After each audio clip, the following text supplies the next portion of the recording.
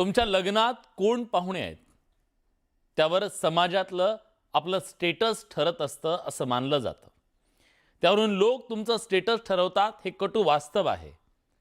आता खराच्या लेकीच्या लग्नातले प्रमुख पाहुणे आणि त्यांची यादी जर तुम्ही वाचली तर तोंडात बोट घाला, कारण त्याच्या लेकीच्या पत्रिकेवर उपमुख्यमंत्री, मंत्री, आयोगाच्या अध्यक्षा, आमदार, अहो नाव घ्या तुम्ही, सगळे होते। त्यामुळे नेत्यांची ही मांदियाळी त्याचं स्टेटस वाढवण्यासाठी कारणीभूत ठरली का हा सवाल विचारला जातोय। खराच्या मुलीचं लग्न आणि नेत्यांची वरात। राज्यातील बड्या नेत्यांची पत्रिकेत नावं।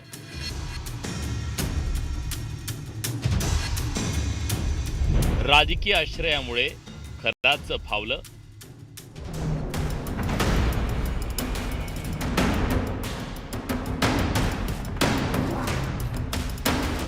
ही लग्नपत्रिका 2 महिन्यांपूर्वीची आहे, पण आता ती चर्चेत आली आहे। त्यामागचं कारणही तसंच आहे, कारण ही आहे भोंदू अशोक खराची मुलगी तृप्ता बालाची लग्नपत्रिका।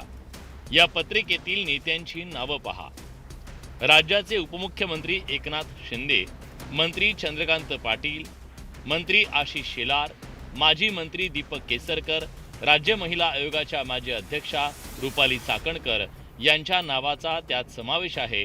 तर ठाकरेंच्या पक्षाचे विधान परिषदेचे आमदार मिलिंद नार्वेकरांचं नाव सुद्धा प्रमुख पाहुण्यांच्या यादीत आहे। ती आपली ग्रामीण पद्धतच आहे ना। तुझ्या घरच्या लग्नाला तू माझं नाव टाक आणि टाकणारच तुम्हाला विचारू, तर त्याच्यामध्ये येणार की नाही येणार, विचारलं की नाही विचारलं, याच्यापेक्षा एक प्रतिष्ठा असते। इतक्या सगळ्या जणांनी निमंत्रण दिलं, त्यामुळे आत्ताच कळलं मला की माझं नाव पत्रिकेवर। अशोक खराच्या मुलीच्या लग्नाचे प्रमुख पाहुणे म्हणून सर्वपक्षीय नेत्यांचा उल्लेख आहे। आता याच उल्लेखावरून राजकारण तापलंय। खरातला एका सुरात संघट म्हणजे खरातला एका सुरात समर्थन देण्यासाठी ते गेले होते की तुम्ही पाप करा, पुण्य करा, आम्ही तुमच्या सोबत आहोत, बिनधास्त राहा। शेवट काय, तुम्ही जर सापडलात तर पुरावे नष्ट करण्यासाठी तुमचा एफिस्टिन करू, हे या लोकांना माहीत होतं आणि म्हणूनच ते सगळे सहभागी झाले होते। या सगळ्या सहभाग्यांची यापूर्वी पण मी बोललेलो आहे, जेवढे प्रशासनातील अधिकारी आहेत, जेवढे राजकीय लोक आहेत, जे कोणी गेले आहेत, त्या सगळ्यांवर गुन्हे दाखल व्हायला पाहिजेत। त्या बोंधूगिरीला समर्थन देण्यासाठी गेलेले आहे। चाकणकर त्या लग्न पत्रिकेवर आहेत। ह्या सगळ्या लोकांनी, कारण ग्लोरी जी वाढत गेली खराची, ती ग्लोरी वाढवण्याला हे सगळे लोक कारणीभूत आहेत। त्याच्या चौकशी नार्वेकरांना मी ते विचारून घेतलं, तर नार्वेकरांचं म्हणणं आहे की पत्रिकेवर नाव होतं, मात्र मी गेलो नाही।